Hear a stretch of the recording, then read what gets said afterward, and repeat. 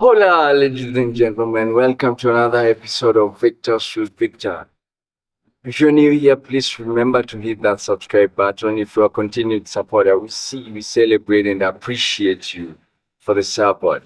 So today, this is a very exciting episode. I got an opportunity to interview one of my brothers, a friend of mine, and somebody I really honor and appreciate their work.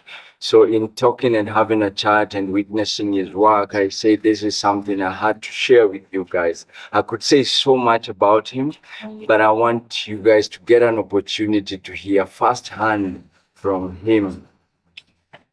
Ladies and gentlemen, please remember to drop a comment on the comment section on your take on this as I introduce my brother. Welcome to the show, bro. Thank you for having Thank you for giving me an opportunity to interview you and share with the world the work that you do. That's awesome. It's an honor to be a part of your podcast and to be here in Kenya. It's been quite an amazing journey being here, and I absolutely love it. Right. I know you, but I'd like you to kindly introduce yourself to our viewers. The best way you would Okay, introduce yourself. my name is Ducarmel Sekou Desormeaux. I am originally from Haiti, grew up in New York. I'm currently residing in Miami, Florida. I am a licensed massage therapist who specializes in Thai yoga body work. I'm also a Qigong practitioner and a Capoeira Angola practitioner. Three most powerful thing. One thing you didn't say, and I'm gonna say he's a DJ. Also, sound healer through the art of DJing. Right. My specialty being Afro house, deep house, soul, funk, vintage hip hop, and the sorts. We hope to have him in future. This is one of the talks that we are having in our event, Slam Dance Africa. So make sure you check him out and follow him. I'm gonna share his links on description. Subscribe to his YouTube channel, and also you are on I'm on SoundCloud, SoundCloud. and YouTube, as you mentioned. Right. I'm also on, of course, the other social media platforms such as Instagram, Facebook, and TikTok. I'm gonna share all this and the description, so make sure you follow, subscribe where necessary, and also drop a comment on the comment section. Tell him or say that you're from Victor's with Victor. So Seku, we could have a long one, but I want to keep it short for our viewers. What is Thai massage? What is Qigong? Okay. And what is capoeira in your own understanding? Well, my own understanding, capoeira is a martial art dance form that originated in Central Africa and it was brought to Brazil by the enslaved Africans. And in short, they used it as a tool for liberation. So I've been a practitioner for just a little bit over 20 years. Still a baby, still so much to learn. What am I going to say? That I'm an infant? Yes, I'm still a baby, so it's a beautiful practice. I It keeps me healthy, keeps me young. It helps to build strength, flexibility, balance, and it's a healing art for me. Right. Uh, Qigong, I was introduced to many moons ago as was working at a health magazine, and this woman used to talk about Qigong all the time. I never knew what it was until I had the opportunity to experience it for myself. It's a traditional Chinese medicine modality that's a part of the TCM, traditional Chinese medicine, and it's a healing art therapeutic movement system. So it utilizes the breath, um, gentle movements to open up the body of any type of blockages. It opens up the energy channels and is great to for boosting your energy, increasing flexibility, balance, and just overall wellness. So it's a beautiful practice, and that I've been doing for about a decade now. A decade. So 20 years, 10 years. get to DJing? Okay, so prior to doing body work, um, I was I worked in the music industry for quite a while. I was in marketing and promotion, so I amassed a large amount of music over the years, and I began to DJ. I wanted to focus my sound on Afrobeat, particularly the sound of Fela was really moving to me. I really find something fascinating and and there's a driving force behind that sound. So I made it really the crust of my sound. Right. So um, and grooves, of course. You got soul music, hip hop being central to DJing was also a huge influence. Right. So capoeira came, no, so DJing came first. Well, yeah, DJing came because, like I mentioned, I had so much music, and my friend came over and was like, "You have all this music. Why don't you just start DJing?" You know, and I have a good ear for music, Nice. and I wanted to create a distinct sound, unlike any other DJ. I wanted to stand out, Right. and so I go by the name Gray Matter Experience. Yes, I should have the link in the description. He has told you gotta put more, more mixes of music. Oh yeah, on I YouTube. do. I He do. has told that I've been listening to repetitively on YouTube. I'm gonna share all the links on description, so make sure you check them out. Listen, also drop a comment. Like I say you're from Victor's with Victor. So now capoeira. How did you get into capoeira? Ah, interesting. I had a friend uh, who lived in Atlanta. He got introduced to capoeira. He came to visit me one day when I was in Brooklyn. I was living in Brooklyn at the time. Right. And he was doing a shinga. I had no idea what it was. I was like, that looks quite interesting. What is that? What are you doing? Like, I want to learn. So he told me it was capoeira, and that one of the great grandmasters, the Grandmaster João Grande, had a school in New York City. Right, right. And so I looked up Mestre, went to the academy, and the first time I got there, I saw an altar, and I saw Salim and Feijão play capoeira, and I was totally blown away. Thought those guys were superheroes, and I said, "That's it. That's what I want to do." So I was really inspired by seeing. First time I saw capoeira, and I began practice. Nice. So you are a child of Master Mestre João Grande, yeah. Mr. John Granger. I would call myself a grandson because Celine is my mistress. Yes, indeed, Yeah. indeed. Yeah. And so to you, what is it that you would say was the catching point to capoeira, other than the jinga? Other than the ginga that I initially saw, it was the musicality, the dance, the self defense techniques, the camaraderie, the community, all those things coming together was just, I was drawn to them. Right. Initially, when I first saw it, I was like, this is it. I felt at home. Mm. I felt a connection to capoeira because of all of those elements, Right. especially the dance part, the dance and the music combined with the martial arts. Mm. It was just what I was looking for. It was, it was what I needed at the time, and I've been practicing ever since. Once you step into capoeira, from my personal experience, you might take a break, but it's not easy to quit completely. No. If there's anyone who's quit, you can drop a comment on the comment section. What is it that has kept you for 2 decades? It's the love of movement, and the feeling that I get from the practice. Right. It's liberating. It's very much one word that I can use to describe it. It's freeing.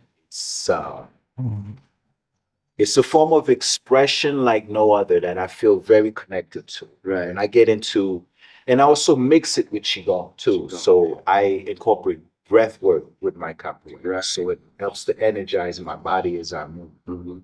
So, And Sekou, so now for capoeira and many people that practice capoeira, it's been associated with a discipline and also how do I say this? I'm lacking the word for it.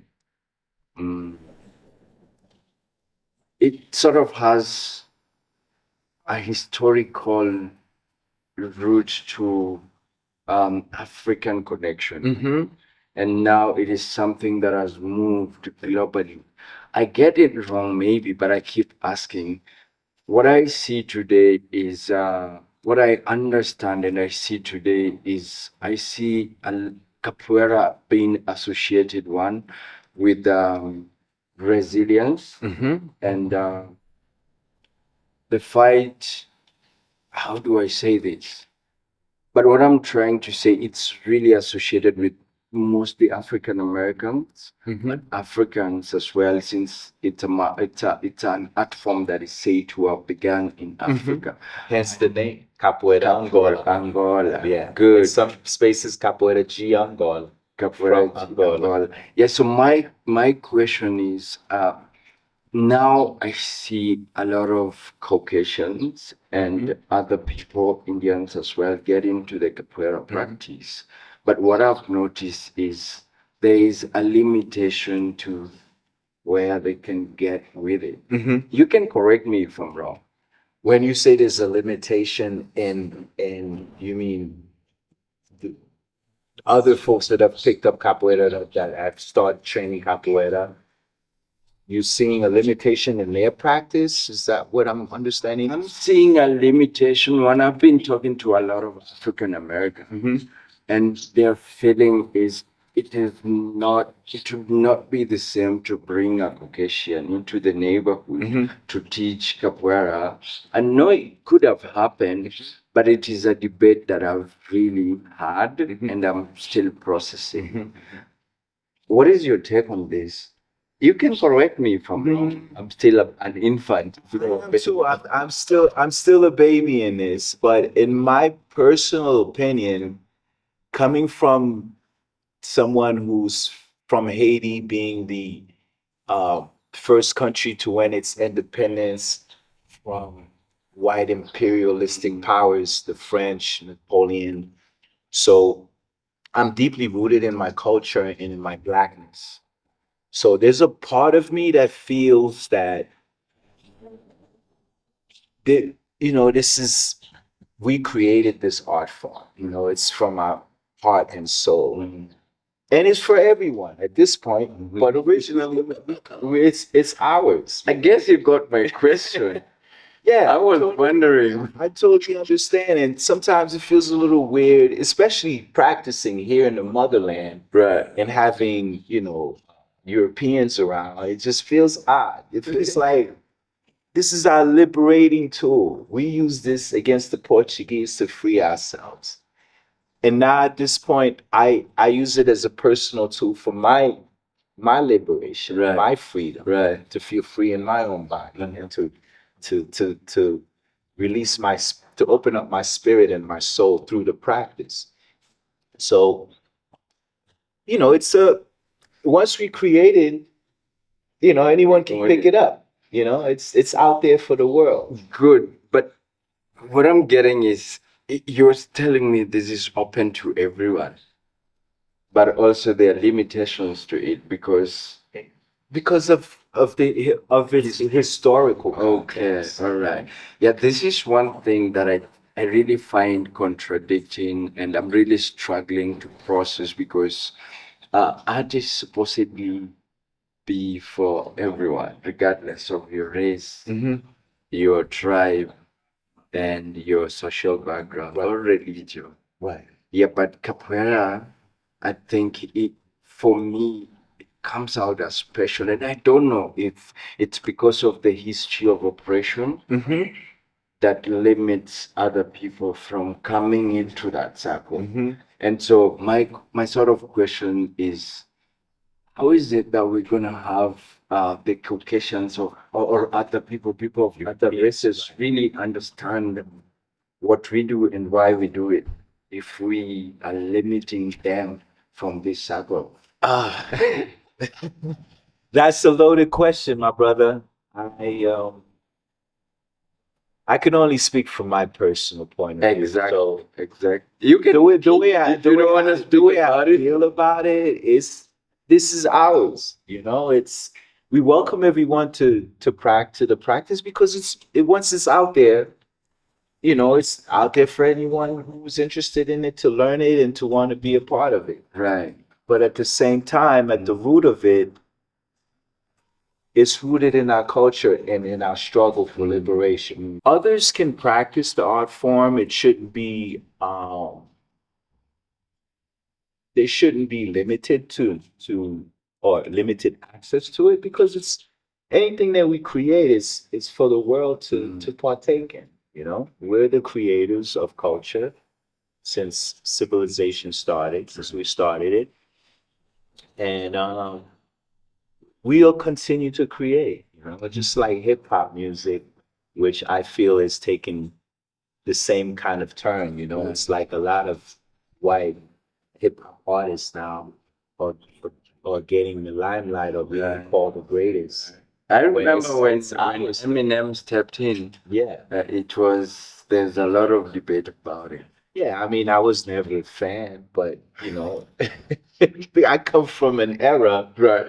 where knowledge of self and black pride was a big thing. It was deep in the music, so it's affected my thinking in a way where it's given me self esteem and self pride. Right, to see others come in, they just can't really connect it. You know. Let me know in the comment section if you'd like more. Like I told you, this could go for hours. Yeah. But I'm gonna meet Seku. We will do projects together. But let me know if you wanna have Seku here more. Seku, what is blackness for you? Rather, for you, what is blackness for you? That's interesting. Before colonialism, slavery, we have a long history. We've been here for forever. Before Europeans invaded Africa, there was no such thing as blackness. You know, black people existed all over the world. We were in America, we were all over the Americas, we were in Europe, you know. So we've been here. So I try not to limit myself to color per se. Blackness. It's almost like a misnomer to me. We're even calling us as Africans, which is originally in Africa, a name given by a European. The original land was called Akibulan, as far as I know. So I try not to get caught up in colors too much, in colorism, So, but to answer your question, blackness to me, if you want to, for for to describe it, it's a reconnection to Africa, reconnection to your roots, wherever you may be in the diaspora. If you're have an allegiance to blackness, allegiance to your people, to see your people grow, you want to. The black love to me is black. I love You how know, much I love how much passion you express when you talk about blackness and the pride that you have in blackness. So from history and what you know, any milestone at the top of your head that black history or rather black people have achieved. any milestone, I would say look at it and you're like, yes. I would say the greatest one would be the Battle of Vertières, or 1804, when Haiti won its independence from the French. The only black nation on in the Western Hemisphere to free itself from slavery. We're gonna take a walk. Yeah. That's an interesting one. I mean, being Asian, We say Haitian or Haitian? Haitian, right. Or Haiti is the correct name for the island. Right. You talked about that milestone of um, getting independence from the French. Mhm. And we see the situation in Haiti today. Yeah, that's another loaded question because the situation in Haiti, although I am not that well versed in politics to really Right. delve into that subject, but I feel that the powers that be, the ones that are in control, are creating this chaos because Haiti, they found that there's a lot of resources and natural minerals in Haiti, and since Haiti's independence, they've had puppet governments in Haiti to control the people, and it's in their interest. When I say their interest, I'm talking about the imperialist powers, USA, France, Canada, the Europeans, to see. There's always been a vendetta against that country because it's the first one to win, to have had a successful revolt against the imperialistic powers. So we set an example for the world, for the black world, in terms of what freedom looks like, Right. you know? So there's always been this thing against Haiti for since that time. And this chaos is going on now. I believe it's a part of it. It's to Well articulated. destabilize the country and to keep things in chaos so that I don't know if it's a book or a statement that I was reading or a video, but somebody said, because I'm gonna ask this question because I see the passion you have in blackness, even though you mentioned clearly that you don't want to be caught in the power. With your practices, it's very clear that you're well enlightened to know the boundaries. But I had somebody say, black is great, but the limitation of black is one thing we are not united. Can't even organize crime. I don't know who said this. If you know this, let us know in the comment section. Do you think this is true? the disunity of black people worldwide is our downfall. Our inability to come together is really what's keeping us from running the world because we're talented and gifted people. And tribalism, I think I don't know when it all began, but I think we've always had this tribal thing with us, you Right. know? And so that's what created this weakness for others to allow others to penetrate and conquer us. Wait, so then, young leaders like us, we focus on, you know, black liberation and what we are achieving. But they talk about black against black. Black against black. Is a talk that we need to start having because we see even black people killing their own people. And so my question is, what is it that is happening? Hmm. I think part of the whole notion of black on black crime, it's kind of a play on words because Europeans have their own wars against each other too. Right. So it's not the media plays on that word black on black crime to make us feel like it's something quite unusual. I mean, if you're gonna commit crime, you're gonna commit crime amongst the people that are protesting. So the statistics is exaggerated. It's exaggerated. It's a player. Interesting. That's good to hear. Yeah. Because what I get is totally different. But again, I think that was a bit intense. Qigong. How did you get into the practice of Qigong and what is the importance of Qigong? Now we'll read it. Now we're breathing and we're moving and loosening our body. Um, Qigong for me is quite a special art form. You know, I have my own sort of brand of Qigong called Limba Movement Arts. and it's a fusion of qigong and capoeira that I've designed or created. But I was initially introduced to qigong as a regular practice with Mestre Chicago out of Philadelphia. He was first.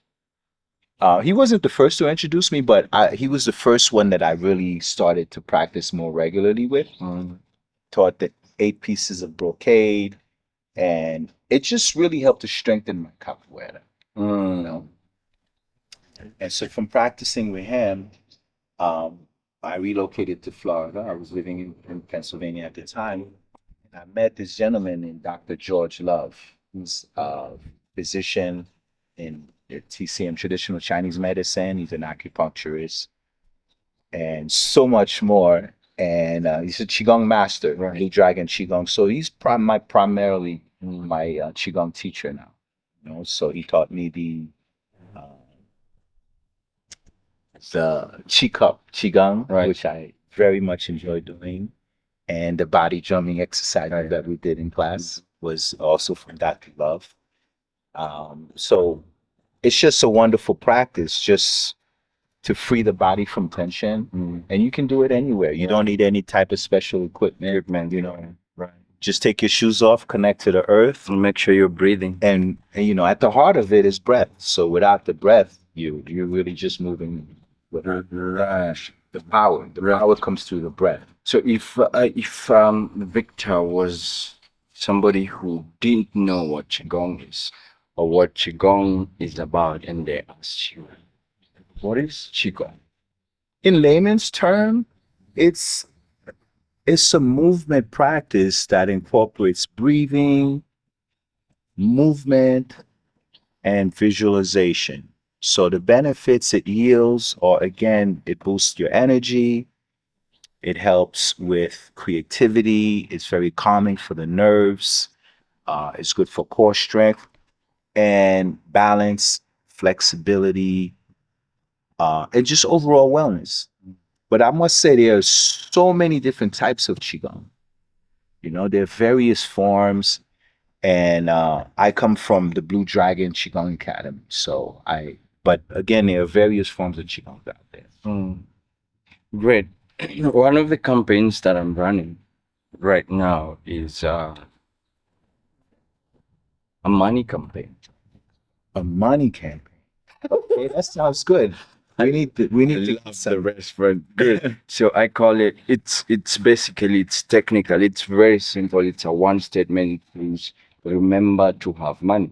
When you hear that statement, what does it remember to have money? What is that? What does it provoke in me?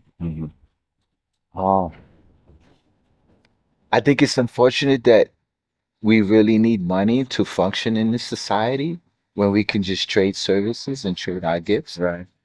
But that's the world we live in, and we need funds to get around and to move about. You know, I want to travel the world. I need funds. So you're talking maybe like service trade, something like barter trade, right? Bartering is awesome. It's great, but that's not the world we live in now. People want money. They want that paper, and I want a lot of it because I want to be able to have access to move as I feel. You know? Great. So what does it provoke? What's that? A little bit of stress. I love this. Let us know what you think on the comment section as we continue this with Sekou. We're gonna close. I'm still gonna have Sekou almost every year. On my, if possible, on my podcast because he has so much to share, and I think he's an inspiration to the young African Americans and Africans as well, and not just them, also people of different races. Why do you feel a little bit stressed when you hear that? Why does the statement provoke stress? Because it seems like you never have enough. You know, you make money, and there's always a need for more of it. But for me personally, I think it's become a lot easier to deal with it because I found my purpose. And since I'm moving from a space of purpose, in my purpose, money just flows or it just comes to me, Nice.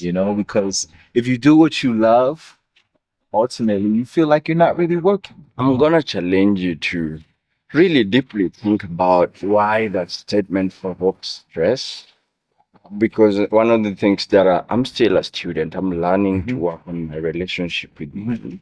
And this is one thing that I really realized. In Africa, we are told by the missionaries and some of even our parents, they tell us money is not important, or rather, money is not everything. And we misunderstand that statement.